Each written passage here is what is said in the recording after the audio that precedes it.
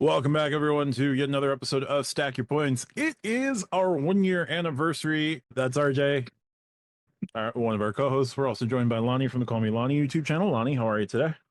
I'm feeling good to know that has it really been a year? It doesn't feel It like it's has. been a year. It has been a year. So we're like 50 episodes deep. That is crazy. At least 50, probably 51. I know we lost a week in there somewhere. Yeah, we skipped a week or two, like holidays, Christmas, whatever. But so that's crazy. We have a total Yep. of 150 episodes up. Of some of them are the mini topics and many different things, but we have 150 episodes and 500 subscribers. I like round numbers, so it made me happy. Yes, we just hit 500 subscribers at the time of recording tonight, a little bit before time of recording tonight. Anyway, that's just semantics and pedantic. So we're also joined by Craig. You also know him as KidCat37 in the various Discords. Craig, how are you tonight? I am doing well, finally back from across the pond and alive. So, good times. Glad you're here because what we heard sucked. So we're going to do a little bit of a different format. Oh, and I'm Matt from the Mac Lawson YouTube channel. We're going to do a bit of a different format tonight. We're going to just do questions and answers. We do have one piece of news that kind of broke a couple of hours before we started recording. The Chase Freedom Flex, this little hunk of plastic that I mentioned last week that I got because I just needed a welcome offer. It is no longer accepting applications and no longer being able to be product changed to. This has been popping up on Reddit, and it's now crossed to Danny the Deal Guru, and some other sites are starting to pick it up. So if you go to the Chase Freedom Flex website, you just get a generic Chase credit card website. There are various theories floating around in those spaces.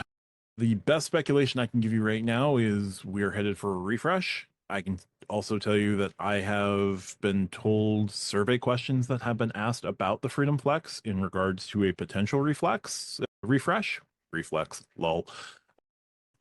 So I think we're going to see a refresh. If it's any of the designs, multiplier designs that I've seen, some are good, some are less than desirable, and one was just downright terrible. So we'll see what happens.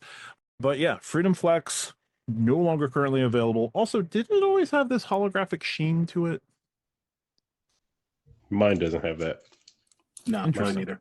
Mine's is as basic can be with embossed numbers on the front. Oof.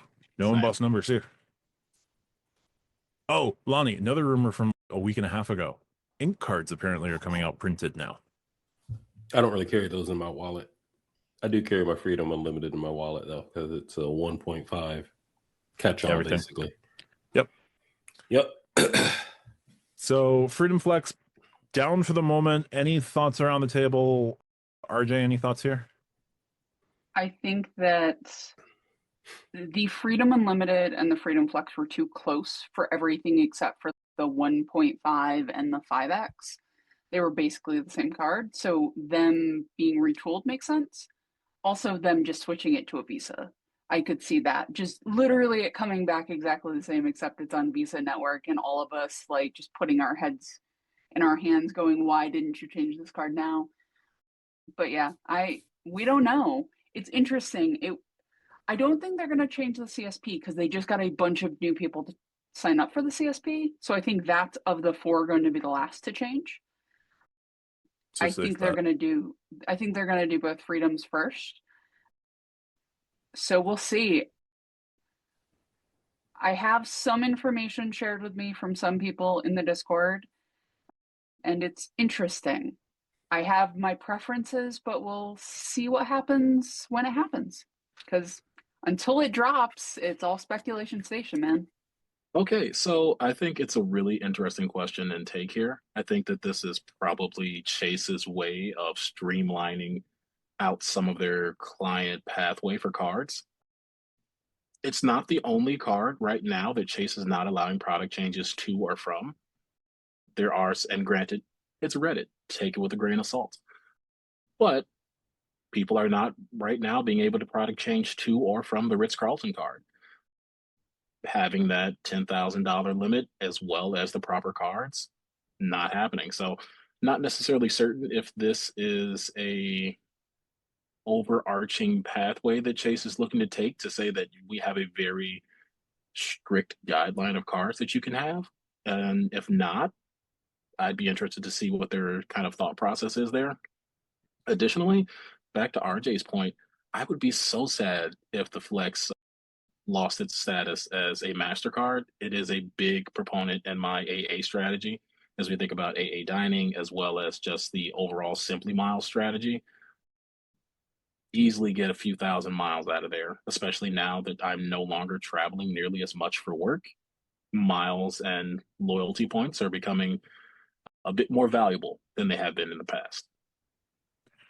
Now, Craig, real quick, you have the Saver, if I remember correctly, right? I do. I have a Saber and Flex and all that. Okay. At least you have the Saver as a redundancy to fall over to for Simply Miles and stuff like that.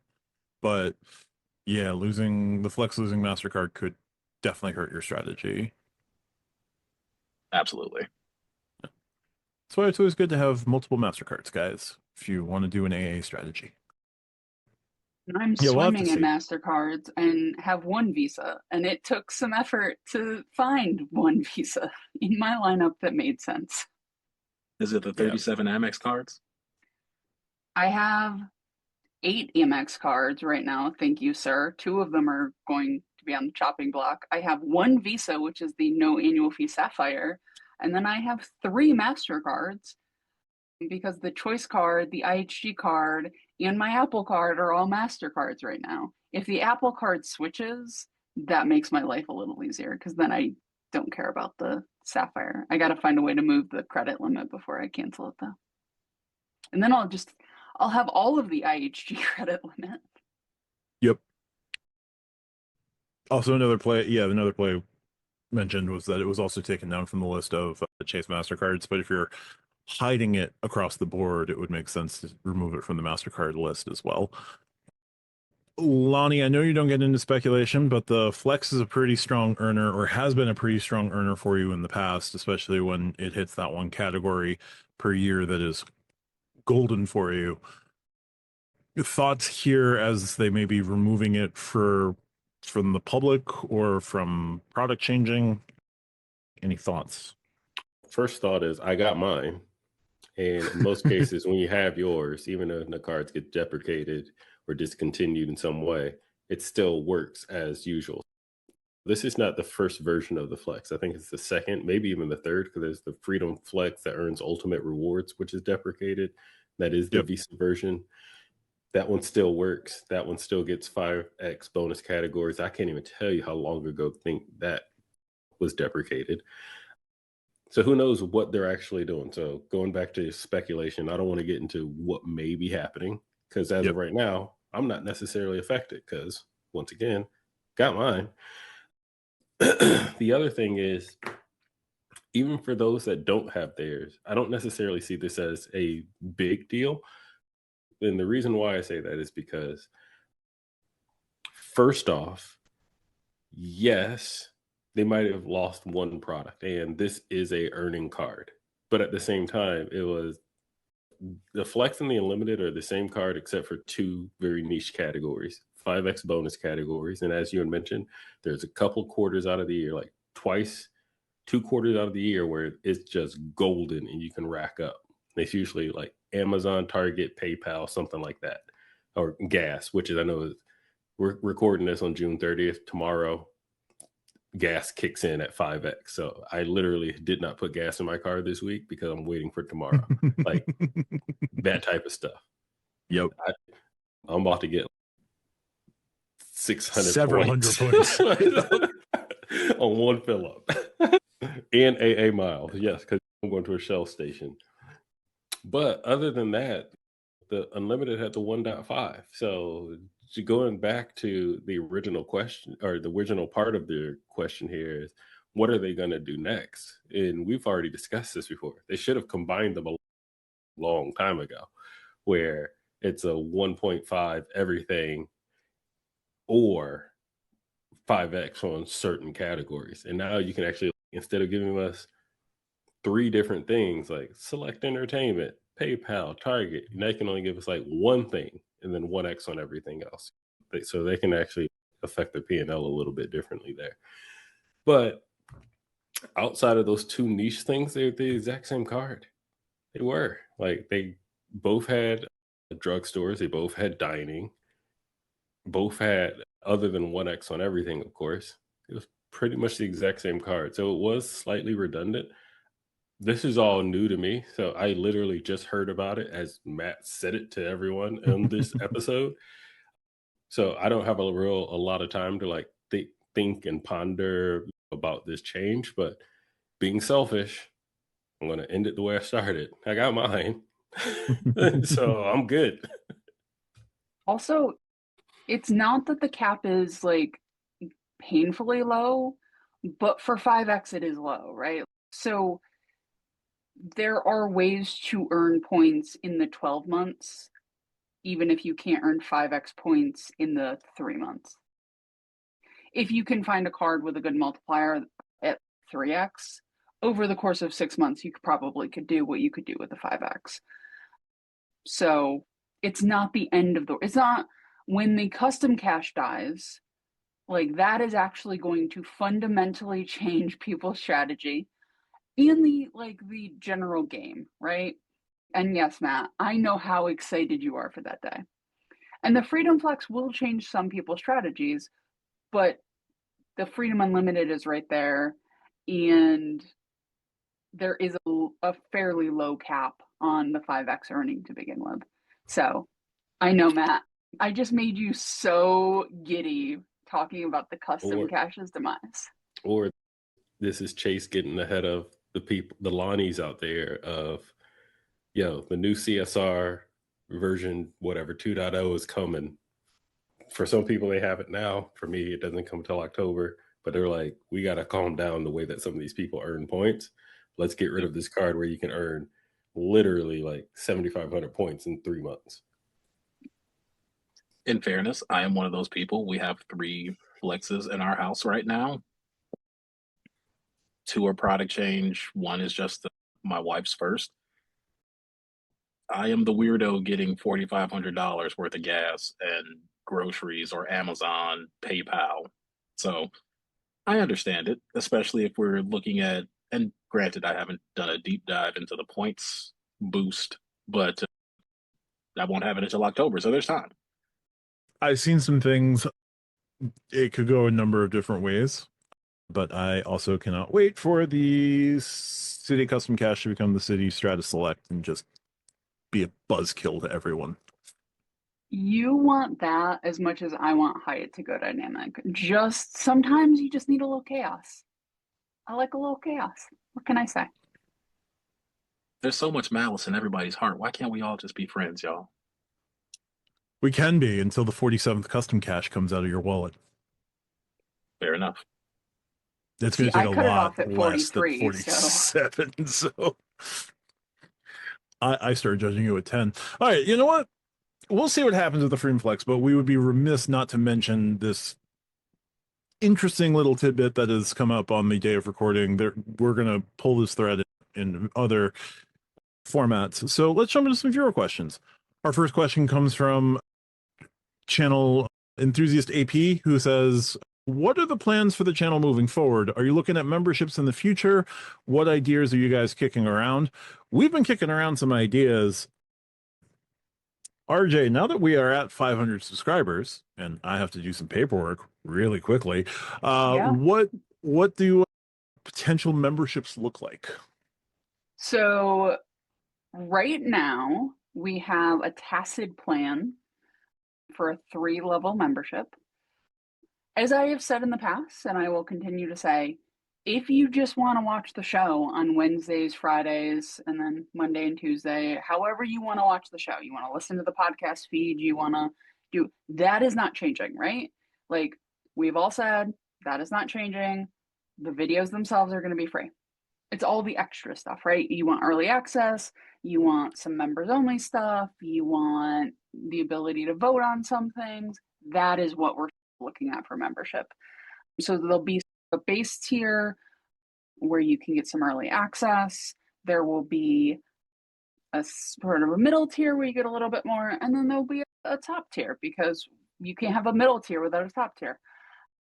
So that will be coming out probably as soon as Matt gets some paperwork done, because he's the paperwork man, because he lives in a county with a functioning website.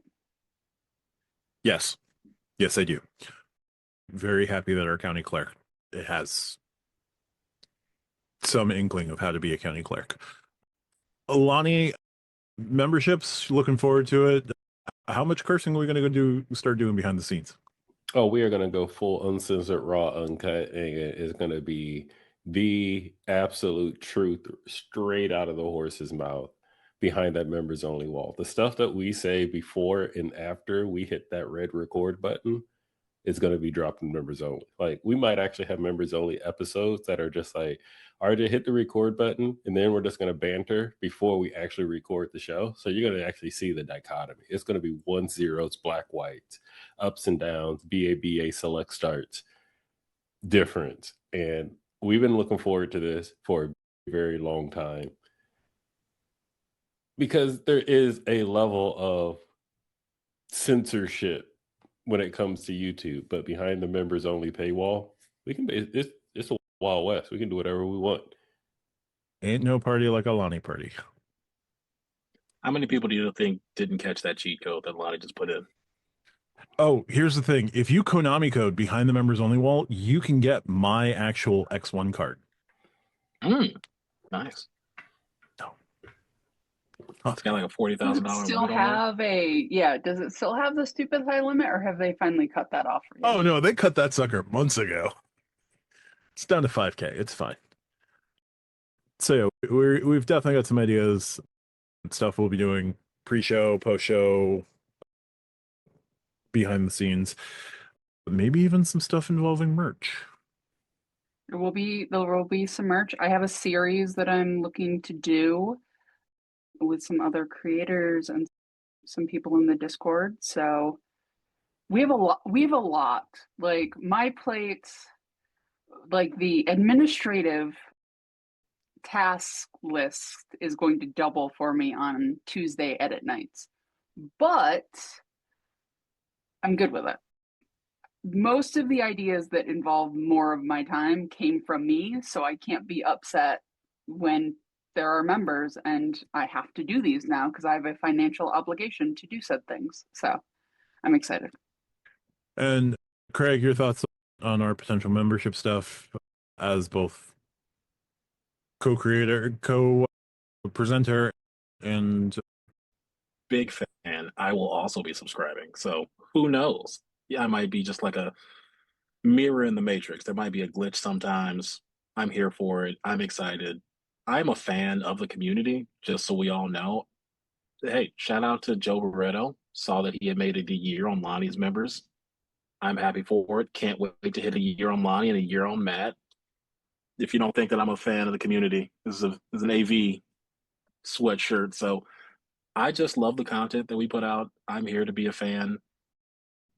I'm like that kid that goes to the NBA and tries to ask for LeBron James's autograph. that's fair. All right. So yeah, we got some stuff going on. We did have a follow-up question from RP. Not a real follow-up question, but it's the next question I'll ask. But will Stack Your Points have guest hosts from the community? We got one Yes. tonight. We've got one tonight. We've had Key join us. We've had Josh join us. We've had Mike from What's the Points join us. We'll look into some other creators as well. It's just going to be, can we make the logistics work? It's logistics, and it's also, if we do something math heavy, bringing Spaithco on makes sense, right?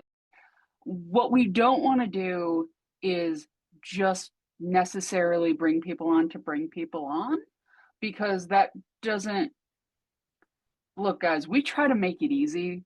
Like, podcasting and like having these conversations is not always the most natural thing for people.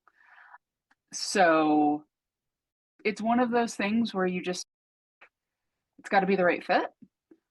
We've been very lucky with our co-hosts thus far, and we will continue to bring interesting people on. Will it be, hey, random person, come be a guest host? Probably not, but you never know. Maybe somebody will get to be Matt for a day.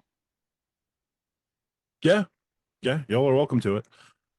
Yeah, so we definitely are looking forward to that. We'll have Tariq joining us back soonish. He's just on deep assignment. He'll be back soon, hopefully. But we love having Craig here as well. And yeah, we've got our next question. We're going to stick to kind of show themed here for the moment. AP came back with another question that asks, you are in charge of planning the first in-person airing of Stack Your Points. What city do you choose to meet in? Why? And none of us can repeat. So, Lonnie, we're doing a live Stack Your Points somewhere. The 4 of us, 5 of us. Where would you want to put it and why? I'm glad I get to go first because that means no matter what I say, it hasn't been said yet. But I'm taking it to Chicago. Sorry, Craig. You should have known that with the first line that came out of my mouth. I was going to say Chicago. This guy. And a couple of reasons why. Obviously, Midwest coast is the Midwest best coast. So Chicago's equally centrally located. No matter where you're at in this country, there is a flight that goes to Chicago on whatever airline you want. It might go to a different airport, but every single airline pretty much goes to Chicago. So that way it's very inclusive for the entire community to get there. It shouldn't cost too much. I know that some people are going to have to go further than others, but it shouldn't cost too much. There's plenty of places to stay. So all the education and information that we're trying to put out there, no matter what your strategy is, no matter what airline you want to get there, no matter what hotel you want to stay at, major chain, boutique, it is there. And it's easy to get around. But other than that, it's home sweet home for me. So if I had to pick any place, I would pick there. And it's history. It's one of the greatest skylines in this country, one of the greatest intersections of how this country was built. So why not take it back there? And we don't have to just talk about travel and credit cards. We can actually talk about all sorts of things that actually make me proud to say I'm from Illinois. So I'm going to pick Chicago. Absolutely. Craig, I kind of did the cold envelope for the Knicks on you on that one. If you were to pick the site for Stack Your Points Live, where would you want us to go? You can just punish us for me giving you the Knicks envelope on that one. I will say I love everything that Lonnie said because I am the biggest Chicago fanboy that you can possibly find. So I'm here for it. Part of me wants to say my second home from home, but I will resist that. And I'm going to say Miami. And the reason I'm going Miami, it's easy. There is always a flight somewhere from Miami. You can get on United, Delta, American. You can get, if you want to punish yourself, a flight from Denver on Frontier Airlines to Miami direct. Now you might connect 19 hours, but you can get there. And I think Miami is it's an interesting place, right? Because you can do this glitz and glam of the city. When I think about folks in the community that are a little bit more low key, thinking about Dewgraws, you can go out to the Everglades. You can see the national parks that are within an hour of Miami and see like the duality of nature and capitalism at its best, right? If you Don't want to get in the say, water. hey, don't get in the water. But if you say, hey, I want to stay at one of the fanciest hotels in the world, you have those options. If I want to stay at an IHG, you have those options. You can stay at Miami Beach. You can stay in Fort Lauderdale. You can stay at Deer Park. You want to do a B&B? You have it. You have the options. And one thing I really enjoy about Miami is the actual culture down there. And when we talk about the food, it's like a slightly, not much, but slightly cleaner New York, less congestion, and slightly, not much. But I think that you will find some of the best food in the world in Miami. And there's always something to do if you don't want to deal with us for a day and a half and say, hey, I just want to go and watch a race. I want to watch an F1 race. I want to watch NASCAR. I want to do something that's off the beaten path. There's history down there. So I think for me, it's Miami. Solid choice. RJ and I will just be like finding all of the places indoors to be because me and the sun had an altercation this weekend and I'm burning as we speak. Can I tell you, it is hotter in Indiana than it is in Florida, Texas, or Phoenix. Look, I'm not talking about, I'm talking about sunburn right now. It hurts. Fair enough. It hurts. I went full lobster over the weekend. I was not happy. RJ, you're picking the slate for our first in-person airing. Where do you want to go? So logistically, my heart is saying like New York, right? Because everything flies to New York. United has New Jersey, but close enough. But my stomach says Nashville because amazing food. It's a big enough city where they have like a JW Marriott, they have the nice Hyatts, they have all of that. They've got a really nice Hilton that I have stayed at before. Amazing food, history, all of that, right? Like they have all of that, but it's urban enough where it's not, we're out in the middle of nowhere. There's a lot to do. There's a bunch of places you can go. If you want to go tour a museum, you've got that. And I can go to LaGuardia for my layover, which means I get to go to the Delta Lounge, which is honestly the part I care about.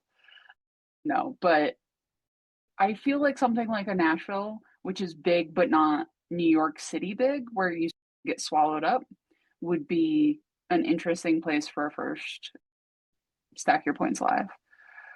Plus, I want to see Matt try to line dance. No. I want to see you try, Matt. I support this request. Also, great Delta Lounge. Like Line Yeah. really dance is awesome not Sky that. Club. Line dance is not that bad, Matt. If I can do it, you can do it. I was born with 4 left feet, sir. Doesn't Bubba matter. can dance. You can too. If I can do it, Matt, you we do will it. teach you the electric slide. We'll also get some cameo plan. Hit the ground. I'm here for it. It'd be great. But yeah, I think something like Nashville would be fun. Again, New York City for logistics would be great, but you get swallowed up by New York in a way that if we're doing a meetup, I think it'll be easier to have a slightly smaller city. It's fair. That's fair. I have had a number of cities floating in mind, none of which have actually been copies. I knew Lonnie would pick something like Chicago. I didn't think RJ would go with Nashville, but I was going to leave New York just in case RJ went with New York. Craig was the wild card, but Craig picked Miami, and I have no desire to be in Florida, so that's fair. Fair. I have been Unless it's torn. for roller coasters. I'll go to Florida for roller coasters. Dole You Whips can too. have my seat as well. I've been torn. I have had DC as an option in my head. I have had taking it to Tariq's hometown of San Antonio or current hometown of San Antonio. That would be fun. Sticking with Texas, I would love to keep it weird and go to Austin or just flip coasts and do it up in Seattle. Seattle was my backup. Wasn't thinking about lounges, wasn't thinking about, ooh, there's a Delta One lounge. There's a huge new Delta Sky Club in Seattle. I got to go to that. No, it was, these are all cities I want to go to or I've been to, and I love Washington, D.C. Couldn't pick a city in North Carolina because I would have picked an obscure one. And no. Texas, Austin, I've always wanted to go to. San Antonio would be cool. Metroplex, just because of ease of getting into it. That's Dallas and Fort Worth and all the little pieces around it. And then Seattle would be fantastic. And it's the home of Boeing, which is one of the two companies that makes part of this whole process significantly easier for us. Those just happen to fall out of the sky from time to time, but Boeing. If it goes up, it's got to come down. There's also an IHG in Seattle, and I have the ambassador certificate, so that would work great for me. Be real great because I'm thinking of potentially going there for my birthday. Honestly, Take really up- surprised nobody picked San Francisco. It's been a while. I see it too often. Yeah. Fair enough. Here's the thing: I'd end up at that one bar that does the Irish coffees, the touristy one that does the Irish coffees. I don't want to pay $18 for an Irish coffee. I don't care how good that Irish coffee is. It's $18 an Irish coffee. Yo. And San Fran ain't what it used to be. Like I remember when Yeah. San Fran was great. Now it's not so great. I lived in Oakland in the 90s, so yeah, going between Alameda, San Fran, and Oakland, Nope. So my brother went to Stanford, so I was Oh, always in nice. that area when he was in college, and that was back when it was great. It ain't like that no Fair more. enough. The Yeah, Metreon building, yeah, it ain't the same no more. no, that's fair. No, if I'm going to go out to the West Coast, I would love to do Seattle first. San Fran was nice. It's been a while since I've been out there, but when I was out there, it was not what Lonnie remembered. So I'll tell you that much. So yeah, there's our choices. We'll see what we can do there. We're going to do one more in regards to the community as a whole. Back to AP. AP really likes community questions. So here we go. If a creator basketball game happened, how do you guys fare? Assume running fives with the OGs, Craig and Josh. How are you guys stopping Chad? Any other creators who'd give you guys fits? Basketball game. So I'm assuming RJ has stated that she would not be on the court for this one. No, I can't play contact sports because of a visual issue. So I did actually spend my entire high school career scorekeeping for our women's basketball team at my high school. So I am uniquely qualified to sit at the scorekeeper's table and tell everybody what the score is. Fair. Oh, our problem is, Craig, you'd be the tallest of I'm all catching the. a body on somebody. I can still dunk right now. I still play pickup basketball. You do not want to catch a 312-pound dunk. I'm just gonna let you know that right now. That's fair. No, so we're gonna be putting Craig on the inside. Craig's on the inside. He's living on boards. He's living on dunking on y'all. Throwing an elbow in somebody's chest.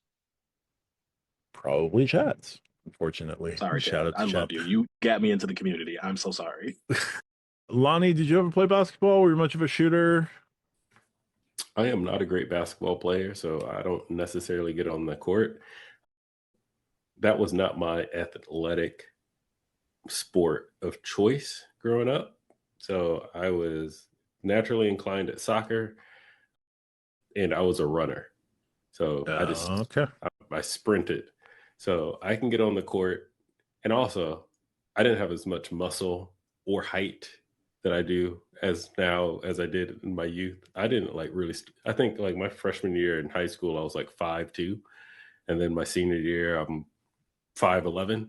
Like I didn't really start growing until high school. So I was the skinny, scrawny, nerdy band kid, all the above, the math nerd kid, the guy that took an extra math class instead of taking a study hall in high school. Like that was me. And so I am really good at two things: running and dunking from my athletic ability, from like long jump, triple jump, high jump, and sprinting. And also staying as far away from possible of that rim. I can bank a 3-pointer half court shot because no one's going to be in my way out there. Someone like a Craig all day. Anything between that, I am not taking it to the hoop. I am not going to break any ankles. I am not going to do Steph any. Curry and Shaq. I can. You can put me on the sideline. I can spin the ball on my finger. I can do all the Harlem Globetrotter tricks that the little nerdy kid that takes math to figure those things out to do can do. But other than that, I do not play the game. So yeah, no, yeah. But Lonnie would have the best shoes on the entire court. Yes. But I would not be playing in them because they're my I was going to say, he is not creasing those bad boys. Trust me. So I say we'd figured you'd have get a new pair for the occasion. Oh, I'd be back at, if I know I'm going to destroy them, we'd be at Walmart aisle 6 and 1s. Like I only need, And I'm returning them when the game is over. Lightly used. These just exploded halfway through the game. I don't know what happened. Yeah, we got Craig at the 5. We got Lonnie as the 6th man. Not 100% sure where Tariq would fall. He's probably going to have to default to the 1 or the 2. Hysterically, when I played JV when I played JV basketball, I only topped JV. I was playing center. I am 6'2". There is no such thing as a 6'2" center anymore, or ever. I'm stuck as a 2 or maybe a 3, and I would be the shortest damn 3 that you've ever seen. And no. So I am stuck like by my size now, being stuck at a 2, and my shooting capabilities are bad. I'm just dishing it to Craig on the inside at this point. So what you're saying is we need to steal the athletic ability of some basketball players and go against the Looney Tunes. That's what you're saying. Yes. I ran a pickup game with Daniel Braun before I knew that he was a credit card person. And he's actually pretty good. So we need to make some trades, possibly throw away some subscribers to get him over. But yeah, Daniel Braun, get in here. Yeah, he can definitely play a strong 4. He's got a really great shot. And also I've seen him I thought he was going to destroy somebody's life. And I was like, oh God, no, Daniel, don't do that. Oh, okay, it's a layup. It's fine. Smaller power. I don't really care where he'd be. He's at the 3 or 4. I think we'd do pretty well with him at the 3 or 4. How you guys stopping chat? Lots of fouls. That's all I have. I'm going to say it like this. Chad is in great shape. I know he works out. Yep. Those elder statesman knees, after a few fouls, you're going to start feeling it. Yeah. There we go. How about we do some credit card questions? Because this is credit card podcast. Here's one. It's a little off the beaten path in terms of a credit card, but stick with me. If you have the opportunity to purchase a lifetime ticket like Tom Stucker, the other example I know of really is, I am now blanking on his name, Mark Cuban. Mark Cuban had bought a $150,000 lifetime pass on American Airlines. He's one of, I think, 15 people who still hold it. He can just go to first class whenever he wants. Where it would be proportionally expensive for you, hideously expensive, but not totally backbreaking. Would you buy it, and which airline would you buy it from? This coming from Dr. Crane. Lonnie, I'm going to go to you first because I think I know your answer, and I think I know RJ's answer. I'll let Craig sit on this one for a minute. But Lonnie, what airline purchase would you? Everyone would say, I'm going to say United. But the thing is, a deal like that, I'm going to take it for whatever airline they offer it at. Excuse me. So if AA is doing it and United's not, then yeah, I'll take it with AA. Delta's doing it and AA and United are not, then I'll take Delta. Because no matter what, I'm in it for the deal. And that's a good deal. I am not married to United. It's convenient. And I grew up in their backyard, so it's ridiculously convenient. And that's how I started earning my status with United. And you don't want to just throw that away when how well they treat their loyalists.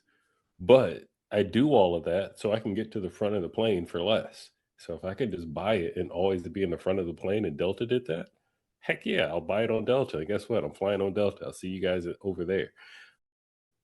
The only thing would be, how much is it going to cost? Now, there is a price to it, and I would definitely say there is a give and a take.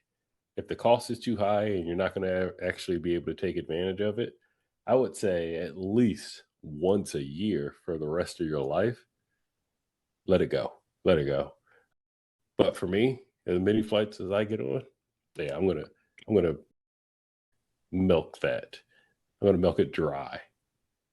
And I can't believe someone like Mark Cuban, this multi-billionaire dude, is Actually, no, I'm not, because he is like the king of saving. And I've actually taken a couple of his saving and budgeting tips. No, actually, I totally see why he did that, because it's about saving that money.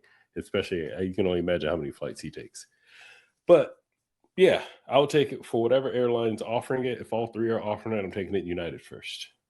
That'll be my first pick. He did it in the early 90s. I don't remember what the actual position was because it's before he sold his .com, but he was able to snag it for 150K at the time, which is insane. Now, I would say that I'm sure there's a proviso. If it's Spirit Airlines big seat up front for life, I don't know if you're going to grab that one. No, I would not. I would Okay. not grab that one. No, thank you. No, thank you, sir. It would have to be one of the major big three. One of the big three. It's got to be a big three. Has to be one of the big three. But even if it was offered today for 150K, like United did that, I would do it. Yeah. I will buy that. Oh, 150K, that's a steal. Yeah, that's for life. That's a ridiculously great deal, especially like you said, if he did this in the 90s. Oh, yeah. You got more than your money back at this point. Oh, yeah. RJ, I'm sure that if Delta did this, you're signing up yesterday, but let's keep pulling that thread a little bit. So yeah, if there was any way for me to do it, that is the key, right? Because unlike some other people, I don't own a house, so I can't like refinance my house to have the money to go do this. So I'm in the position where I don't have $150,000. I can just go throw out an airline ticket, even an amazing offer like this, right? So if I could financially do it, I would do it. Do I think I'm going to be in a position where the price is going to be something that I could beg, borrow, and steal to do? Probably not. That's the caveat of not owning a house puts me at a disadvantage in terms of the financial piece of it. Taking all of that out for a moment, I would do it for Delta. I would do it for United. I would even do it for JetBlue because I can get to a lot of places for JetBlue. Even if I have to take a layover, I can still get to where I need to go with JetBlue. Would not do it with Southwest, would not do it with Frontier or Spirit or any of those. Sun Country, not particularly my jam. But American, do I have to? No offense to American, but and then something like Alaska, like I'm on the wrong coast for that, right? Like I'm in the wrong part of the state and on the wrong coast for that. So that one just wouldn't do me any good. But yeah, if Delta did it and I could afford it some magic way, then yeah, I would do it. Because here's the thing, if I had this pass, right, and I wanted a fresh bagel, I go to my airport, get on plane, go get fresh bagel, turn around, come back same day, have fresh bagel. If I had this, you best believe anytime I wanted a really good Reuben, my butt would be in New York City. If I wanted pizza, New York City. If I wanted barbecue, not New York City. No offense to New York City barbecue, but I have had good Southern barbecue and it is very different. I would be there, right? If I wanted a casserole, I would go to Chicago. There are ways for me to use and abuse this in a way that like I have done flights where I fly somewhere, have to do a thing and then get on a plane and fly back. I am not opposed to doing that. So if I have this pass and it is unlimited flights, the TSA agents at my local airport are going to know me real well because I will be there. They will know me. I'll bring them donuts. Like we'll have a very good working relationship if I had this pass. So it's a small airport. They would know me real quick. Yeah, no, I would absolutely. Like Delta would be a no-brainer. And again, they said that it would be expensive, but not totally backbreaking. So I'm assuming that I would be able to afford it in this situation without having a house to refinance. Yay. So, fun fact, I have been sitting here this entire time looking at international locations and all the flights that you can take on United and American. I'll be the first to admit, American does not have the best hard product. Let's just be realistic about that. The flagship lounges, they're not bad. I've been into the one in Philly because with your American milestones, you can get opportunities to go into different ones. They're still not as good as Polaris lounges. I've not been in a Delta One lounge, but I have to assume they aren't as good as that. But for me, the opportunity to travel to various places, even with United, very similar footprint, but inter-country doesn't have the same outline. So for me, it's going to be American, which I hate to say that, but just for me, if I have the ability to travel any and everywhere, I want to go as many places as I possibly can. And American right now has the most locations that I want to go to and want to visit. Granted, if we're talking about going to the Eastern Asia or Indo Pacific or Europe, you can get there anywhere. I'm talking about those weird, not weird, those really niche locations that, like, when somebody asks, "Oh, where'd you go?" I went to Mongolia to go see this one random nomadic tribe and have tea served to me out of a camel's bladder. I want to go do that. RJ is looking at me like this sounds absolutely terrible. Lonnie is also Also big on throat singing in Ulaanbaatar. there. We go, Matt. But yeah, I want to go and just experience random cultures that I know that I won't have an opportunity to do that now. I'm also the person that wants to go for whatever reason and track through the Arctic Circle to say that I've been to every national park. So I'm weird. I want to go to the touristy spots, but I also want to go off the beaten path. And unfortunately, or fortunately, American is going to take me and drop me off in the middle of nowhere. Now, that might be on a CRJ 170, but who knows? That's You know, here's the thing. I think that if you want to travel to those locations, you should take some pictures and I'll look at them when you get back. Win-win. There we go. Boom. United actually is the U.S. airline that has the most international destinations.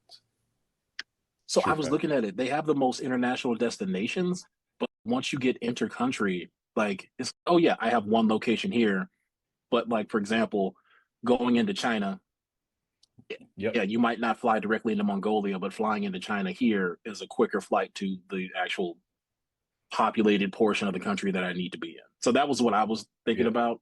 But to your point, yeah, 100% get that. Almost everywhere except for Japan, because they go to the two big Japanese airports. But everything else is once you get there, you better know how to get around locally. So But they'll this get you actually there. brings up another question. Can we use that inter-alliance? Because if you can use it for one world, that's great. If you can use it for other star alliance too, again, that takes care of all the problems you have. Delta, not so much. That is a great question, Craig. Yes, you can actually, and there's two ways that you can do it. So you can book it all directly through United as one itinerary, or if you're already outside of the country, we're splitting again because now there's other two ways you can do it.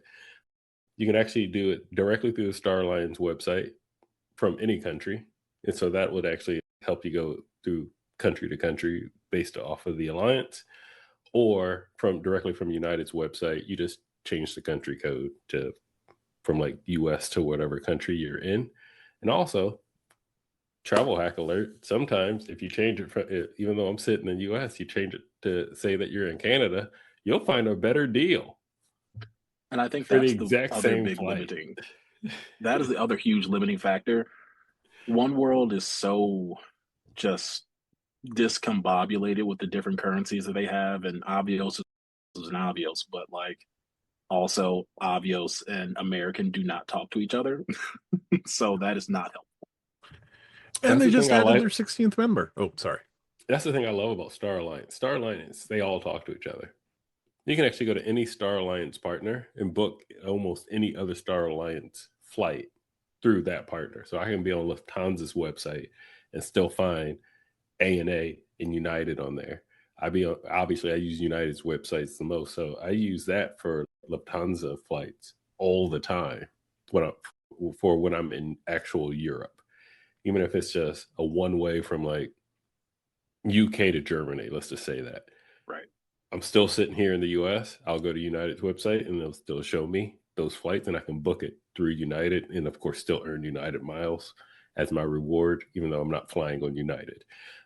Or, like I said, you can always just go directly through the Star Alliance website, which is always makes everything super easy. Nice. Now that some lifestyle things have changed, I actually am really considering, do I need to get rid of that United Club card? So we shall see. There you go. Now, rationally, I would pick one of the US based airlines. JetBlue would make a fair amount of sense for me. Hope that JetBlue just gets purchased by United at some point in the near future. United would also make a certain amount of sense for me. I would probably go with United, assuming that it is a very big number, but manageable. Now, let's say I just happen to knock off a bank or three. If I do, Emirates. And I'm buying a lifetime first class pass on Emirates. If I can make that happen. You can't afford a lifetime pass on Emirates. That's why I'm stealing from three banks. Even hypothetically, you can't afford it. Let me live my dream. Yeah, your imagination can't hold that much money. What is the GDP Matt of Dubai? Bezos, you are not. That's fine. I'll just say they have nuclear weapons. We'll get it sorted. Damn. Anyway, a little bit out of pocket there. No, I would love to be able to afford Emirates first class for more than once ever in my life. So yeah, no, I'm gonna have to steal from many banks. You know what? Just one. UBS. Just one. I'm gonna have to go to Zurich or Bern. Ooh, I'm gonna fly Swiss Air there on United. The Zurich tax, the Swiss tax. I'll worry about the Swiss tax when I steal their gold. Anyway. There's a hit squad going to Matt's house right now. Matt went from Matt Bezos to Matt Leprechaun real quick in that story. We all just left him hanging too. We're like, I'm not touching this. Matt's on his own. It's fine. I'll find the gilded room. Anyway, because the Swiss have it. So we'll move on from that question. We'll go to our next question, going to M2K, who asks, what cards do you think are overhyped in general? What is a sleeper card you would recommend? Craig, overhyped card. Oh man, I'm going to say it, and it's going to hurt me to say it. No, it is not that. Overhyped card for me, Venture X. It's always been the Venture X. I think it's a fantastic card, but this idea that they pay you to have it, it's like, folks, yeah, like it's a 2X card that you pay $300, $400 for. I get it, travel credit, all this other stuff, but like, I just kind of get tired of hearing about it. And that could just be voters fatigue there. It could be any other number of things. But for me, it's a Venture X. And especially now that we have the changes coming, and in fairness, it just puts it in line with the other two luxury cards. There's absolutely nothing wrong with that. It's still a fine card. I think if that is the one card that you have in the entirety of your setup, it works great. Yeah. But I think it's, oh man, you know what? I want to change my answer now just to make Space go mad. It is the U.S. Altitude Reserve. In fairness to Spathco, that card is no longer publicly available, and surveys going out about that card are. But I'm going to stick with my answer, Venture X. Underrated card. I am between two of them right now, and it is purely because of the Chase Sapphire Reserve changes, and that is the Wells Fargo autograph or the Amex Green card. I have always thought that the Amex Green is a great card. It just gets overshadowed because you have, at the time, you had the Chase Sapphire Reserve that's going to get you 3X, and for a few $100 extra, just a plethora of other benefits. But as I'm thinking about it right now, I just got back from London. I spent a couple of $100 in transportation, right? Having that at 3x was really nice. You got a few, and granted, we used the CSR there because the changes had not come out, but that's a few thousand UR points that we got from that. I think that the green, even despite losing the Lounge Buddy credit, and this is speculation station, I'm almost certain that card is due for a refresh here, right? Oh, yeah. Like we're looking forward to the platinum refresh, but I wouldn't be surprised if we got the green before that, just because I think that at some point in time, Amex has to look at their card and say we are failing, right? Like 3x dining, 3x travel and transit, because Amex is weird and they break it up. But they're really wide categories. They're fantastic categories. If you throw entertainment or gas in there, I don't care what you add to it or what you take away. That is essentially just the autograph with MR points, and I'm here for that. So those are my answers. The only question with that card is going to be how high is the annual fee going to go? 250 And yeah, or I 195. see it. 195. I think they keep the clear credit, and I don't know what else they attach to it. Resi. They're gonna throw a resi on there. They're just be Yeah, they're prepared gonna for the throw a resi. resi. They own Amex likes to buy things and then give you credits to those things. What synergy with your company and making things work together? Gee, what big bank could have learned a lesson from that? I don't know. The one relying on open table and not utilizing the things they own, Zagat and the infatuation. No, I don't have a problem. It sounds like you might. I'm Matt's got a lot of grinding big axes. feelings today. Grinding axes. RJ, what cards do you think are overhyped in general? What is a sleeper card you would recommend? Premium travel cards. They are all overhyped. The Platinum, the CSR, the Ventrex, all three of them are overhyped.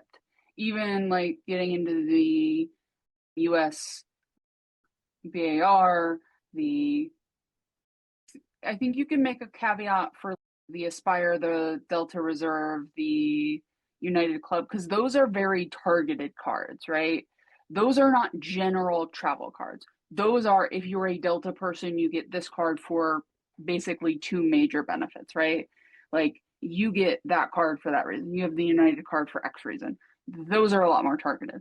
But the general like premium cards, and this is somebody who has held cards with these cards, and I will continue to hold the platinum until the platinum no longer fits. So like this is the call is coming from inside the house here with me.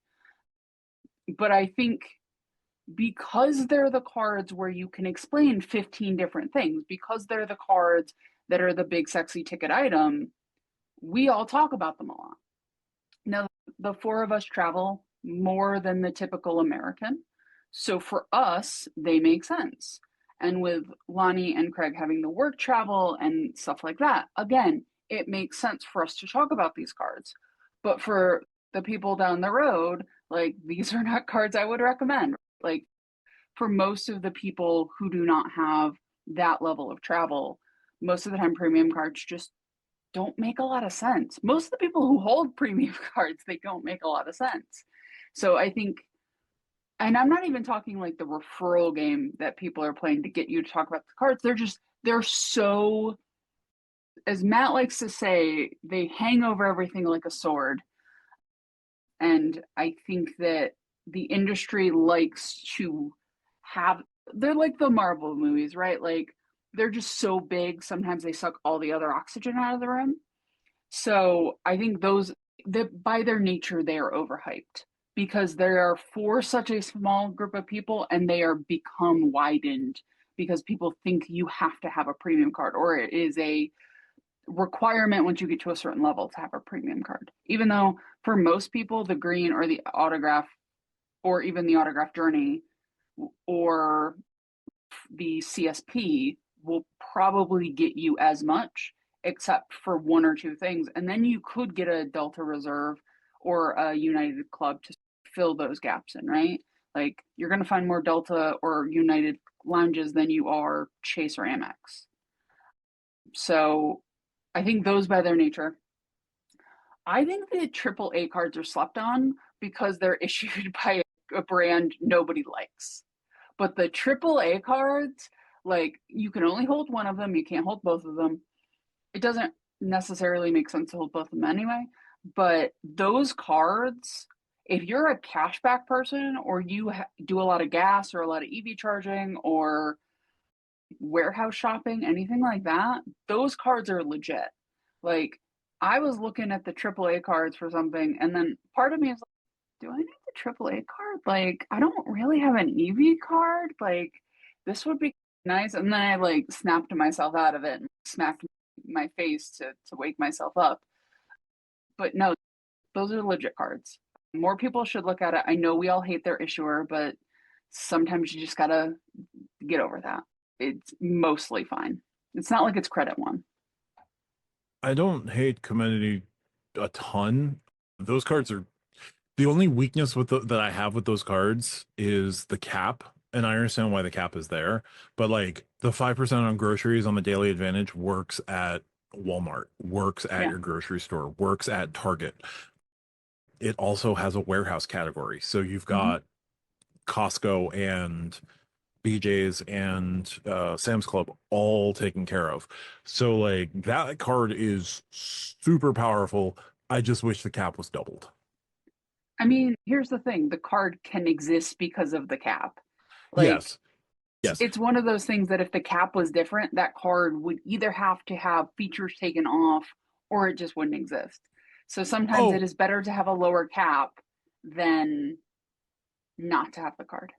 Oh yeah, absolutely. The CEO of Comenity knows that Craig exists, and like he weeps at the prospect of Craig's purchasing power when it comes to groceries. Especially Think if you about all add interchange fees, though. Come on. Sorry, Craig, I had to. Yeah, no, those cards, I was waiting to use those cards, but yeah, that's fair. Craig, and oh no, we did you for overhyped cards. Lonnie, any overhyped cards in general to you, or what's a sleeper card that you would recommend? Yeah, I'm going to have a trigger warning. The Ritz card is definitely overhyped in my opinion for a multitude of reasons. The first would be how you actually have to get it. I understand you have to product change to it, but that alone, I got to go get this card over here and keep it for a year and make sure I have $10,000 in credit and then call in and then hopefully I get it. And then they're going to product change me. Yeah, that alone was already like, yeah, it's like when you break into someone's house, not condoning breaking into people's house, but you break into someone's house on through the third floor windows, like, all right, I'm going to give it to you because you made it all the way up here. I'm still going to get you for breaking in my house, but I give you a pass because you put in the effort to make it all the way up to the third story window. It's like one of those types of things. Look, man, I'm from Southside Chicago. It's the best metaphor I had at the moment. Craig got it. Anyway, Craig knew where I was going with that. But Lonnie, think about all the Marriott points you could have spending 2x for car rentals. So that's my second thing. No one actually uses a card for the card itself. It's a $300 travel credit and getting into Sapphire lounges. So in that case, if you're not using the card as intended, like you can't show me any valuable way to actually get value out of the card other than its credits and lounge access, or I could just stuck with one of those other Marriott cards instead and potentially got a higher status. I know the Brilliant only gives you the platinum and it costs more on the annual fee, but still, anyway. And both give you an 85K night. I'm just going to say this. People dump on Marriott status. Being able to check out at 4 p.m. and take a later flight and maybe get a full day in extra of your vacation, solid. Also, that travel credit is harder to use than the CSRs. It's harder to use than the Venture X's. It's harder to use than every other travel credit because I have to call in. And it's not that I don't like talking to people. I just don't want to have to waste my time to go and call it in. Now, I take Craig's word for this. I don't have the card because I'm not jump through all those hoops and ladders to go get it because I don't find it necessarily worth it. And yes, like I said, at the end of the day, the earning categories, the stuff that the card actually provides you other than a $300 travel credit and lounge access, it's just not there. So I'm going to stick with that being particularly overhyped. Now, underrepresented card. So Craig already took the green card from Amex, a card that I don't have, but I would happily pick up eventually. Who knows what happens if I'm going to stick with Amex? We'll find out by the end of the year if I'm going to stay with that ecosystem or not. But on the surface, it's a great card, especially when it comes to the travel categories. Even more so now that Chase has changed their what they define as a travel category. I would 100% say lean into that. And if you're going to be heavy in the Amex ecosystem, it is a great universal, like all around travel card. But because that one was already taken, the Purple Quest card by United does not get enough love, and its refresh that it recently got made it even better. Now, I know at the time of this recording, there's like a promotional offer on there. It's like 100,000 miles, but 3,000 PQP, that's darn near silver status right there, just from off the welcome bonus for y'all that don't know. Like, if that one sticks around and I'm like 3,000 PQP away from like hitting 1K for 2026, I'll sign up. Like, yeah. The spend requirement and annual fee is cheaper than getting that 3,000 PQP from buying a flight, depending on what type of flight you buy. But it's going to be cheaper. So that's like a hat on a hat right there. It's super underrepresented. I don't have the card because I got the blue one and the black one. But if I were to get another United card, round out the rainbow, if you will, purple would be the next one. This is a good one. There should also be more purple credit cards. Like, I am pro purple credit cards. Yes.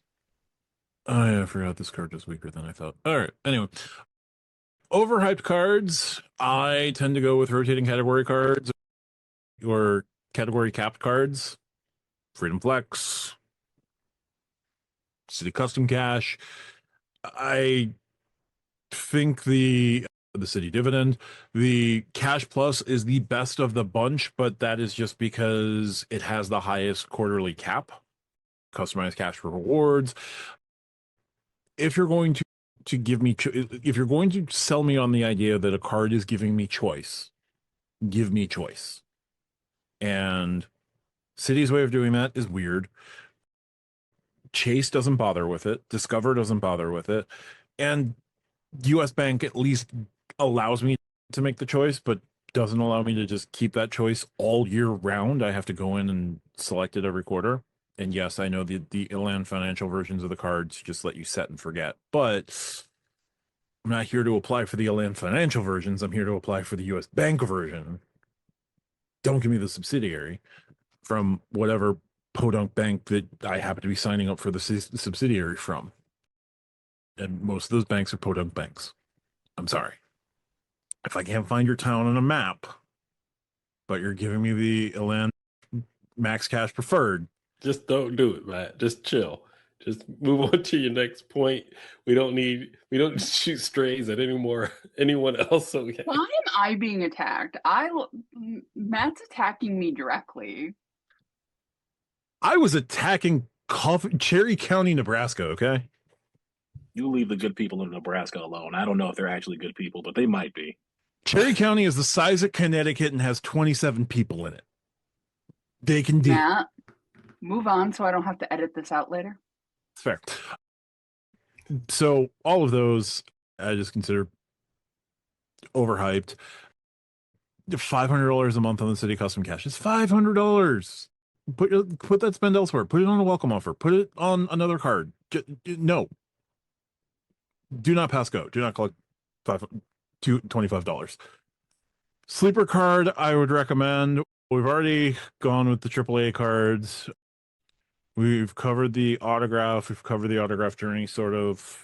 Green card. You know what? Be loyal to Hilton. Pick up a Surpass or pick up the Hilton Honors. Gold status on the Surpass more than pays for itself. You don't have to worry. Like, the credits are super easy. You know what you do? You just go to a Hilton 4 times a year. You got the card to be loyal to Hilton. Go to a Hilton 4 times and you're good. Go to a restaurant inside of a Hilton. If it codes as a Hilton, you're good. Use the card that way. I would look at those cards. They're solid cards. A 15K spend on the Store Pass gets you a free night certificate, and both have pretty solid welcome offers, especially when the welcome offer can get you a free night certificate. And Hilton free night certificates are better than all the others because standard room anywhere. There's no point caps. There's no point extenders that you have to worry about. There's no category to the hotel that you have to worry about. You want to go to the Ritz? I'm sorry, you want to go to the Waldorf? You can go to the Waldorf. You want to go to the Conrad? You can go to the Conrad. You want to go to the Hilton Garden Inn because you forgot about it? You can. People will judge you, but you can. It's your free night certificate. Use it how you see fit. Yeah, those are sleeper cards I would definitely recommend. So we'll continue on. Going back to AP, who asks, what is the most niche card you've seen in the wild recently? I recently saw someone with a city prestige card, and I was a little shocked. Have any of you guys seen any niche cards in the wild lately? Craig, Lonnie, I'll throw to you guys first as our more international flavored folks. Disney card. That's fair. Were they at Disney? They Probably. were. Okay, that makes sense. I was going to be very upset. Niche card in the wild. It's niche, and I was in the wild. Yep. And I'm like, Fair enough. I still don't know what you use that card for, but more power to you. My sister uses that 10% card discount? because she's trying to build up Disney cash. Hers has Tinkerbell on it. What do you use the card for? What Oh, is she uses it Disney for cash? half the thing. I don't know. I have actual cash right behind me. Yeah. What's the difference? And when I use actual cash, you can get a discount with like annual passes or whatnot. Why does Chase continue to support this card? I don't know. Darth Vader. Mhm. Money. It's usually what Chase's answer is. Yes. Their entire business model is money. Yeah. Yeah. I know. There, Mr. Krabs. Hello. I like money. Yes. Yeah. RJ, have you come across any cards in the wild recently that have been more of a niche style card? So I don't know if this truly counts. It is in the wild because he used it to pay for dinner. But my stepdad has one of the original gold cards that gets 2x on dining and doesn't get any of the credits. So when I had the gold card, I was telling him, oh, sign up for Duncan because he goes there. And he doesn't get that credit because his card's like $95 a year. So he has that card. You cannot product change to it. It is, you have it until you either product change away from it or the account closes. Like there's no way to get to it. It's not like the Sapphire, the no annual fee Sapphire that you could product change to. But yes, he used it to pay for dinner. So I am counting that as in the wild. Fair. Nice. I give Citi and US Bank an obnoxious amount of crap for the long-term support that they give some cards. Amex, what y'all doing? Amex believes still that don't if under- you have a card, you will have that card forever, as Lonnie's student card proves. That's You fair. think you can get away from Amex? You have sold your soul. They will be with you until the end times come. That's fair. That is All the right. American Express way. I haven't seen anything out in the wild recently, so I will bow out on this question. Most I've been seeing is like Hudson Valley Credit Union cards, and I'm not sure if they're debit cards or they're actual credit cards. So pass. We'll move I've got over. two, actually. Oh, sorry. One, Fairwinds Visa, just randomly saw it on the SEPTA train in Philly. And one, I need to give a shout out to my wife's aunt because she got us Beyonce tickets. She had and doesn't understand what her card is. She just got it like 10 years ago and was like, yeah, this is just the credit card that I have. City Prestige, because for whatever reason, Beyonce went through City, and that is how you can get early access tickets in the UK. Impressive. All right. Yeah. That Fairwinds card looks very pretty online. I don't know how pretty it may have looked in person, but it's very purple. It's almost like the Delta Reserve card, but like a much deeper, shiny purple. It's like very shiny. Folks should look into investing into that card and then joining Fairwinds, because if you're really up in arms about Chase's travel stuff, 5x on travel, 5x on theme parks, 2x on everything else. So you're good. 3x on dining. $95. Not a bad card. Going around the horn, any final thoughts here? RJ, any final thoughts? Actually travel. If you're in this game deep, actually travel. Like, that is part of the assignment. It's fair. Alani, any closing thoughts? Be financially responsible. Be mature with not just your finances, but with your expectations. Also, the people that are working at the airport and the hotels are just there to do their job, not to make your day better or worse. They're there to do your job. And if you get a better day, yay for you. And if you don't get a better day, just realize it's not about you. It was wrong place, wrong time, something else of that nature. So yeah, just be responsible, be mature. Absolutely. And Craig? Try your absolute best not to get into choice fatigue.